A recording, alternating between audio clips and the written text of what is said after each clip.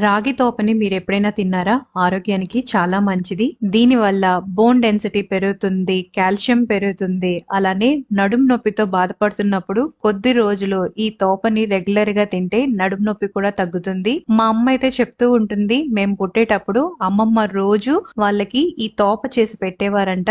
అలా కొద్ది నెలల వరకు తినేవారు. బాలింతలు ఇది తినటం వల్ల వాళ్ళకి పాలు బాగా పడతాయి. అలానే శరీరానికి కూడా మంచి శక్తి వస్తుంది. ఇది చేసుకోవటానికి 3/4 కప్పు తురిమిన బెల్లం, ఒక గ్లాసుడు నీళ్లు, చిటికెడంత ఉప్పుని వేసి బెల్లం అంతా నీటిగా కరిగి వాటర్ బాగా మరిగాక ఫ్లేమ్ ని లోకి అడ్జస్ట్ చేసి బెల్లం తీసుకున్న కప్పు సైజ్ తో 1.5 కప్పు రాగి పిండిని వేసి ఉండలు లేకుండా కలుపుతూనే ఉండాలి.